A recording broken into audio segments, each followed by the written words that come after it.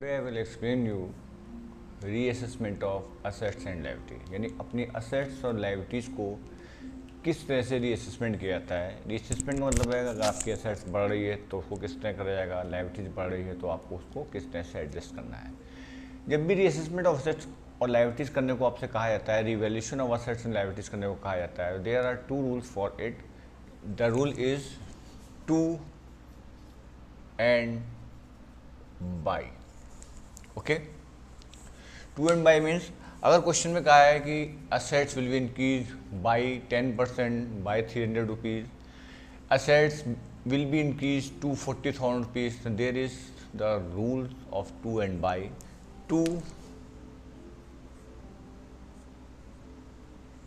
in this case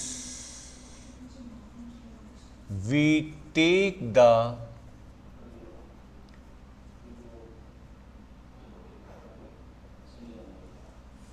difference between balance sheet value and given value. ये आपकी balance sheet में जो value दे रखी है उस वैल्यू में और नीचे दी हुई वैल्यू में अगर जो डिफरेंस आएगा उसको आप एडजस्टमेंट के रूप में लेंगे। B Y by word is given, in this case we take the particular amount which are given। जो अमाउंट आपको दे रखा है आप उसी को लेंगे। मैं आपको समझाता हूँ कैसे इसको आप एडजस्टमेंट करेंगे। सपोज दैट आपकी बैलेंस शीट दी है, उस बैलेंस शीट की असेट साइड में बिल्डिंग 40,000 रुपीज़ की थी, मशीन 20,000 रुपीज़ की है। Is it clear? और वो कहता है कि कैलकुलेट, ये लिखा है आपका एडजस्टमेंट में, फर्स्ट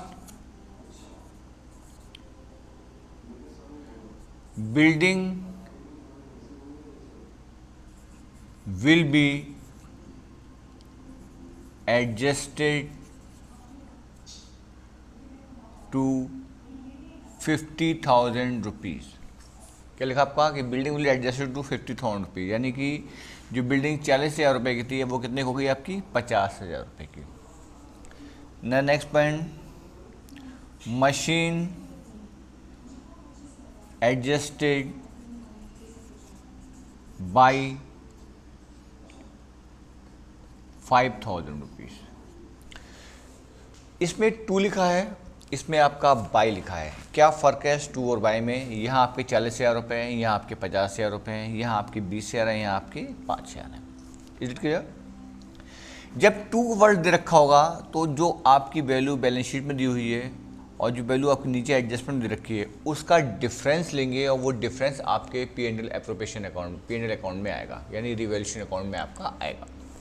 और अगर आपका बाई वर्ड दे रखा है, यानी यहाँ पे कितना बैलेंस आएगा, केवल 10,000 रुपीज़। कितना आएगा आपका 10,000 रुपीज़ का।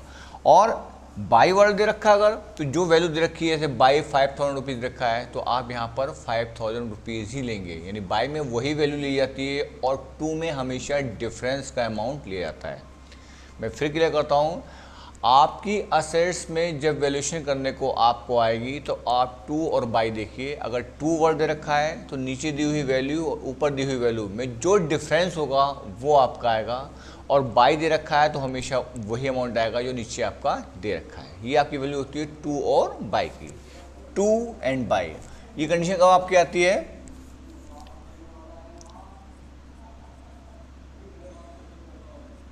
Revaluation of assets and liabilities. Assets और लायबिलिटीज की जो वैल्यूएशन करने को बात होती है तब आप इस बात को करेंगे कि टू वर्ड दे रखा है तब क्या करना है और बाई वर्ड दे रखा है तब क्या करना है। Whenever to word is given we will take the difference amount which are given in the question, balance sheet and adjustment point, and by word is given we will take that particular amount which are given in the question. Is it clear? Now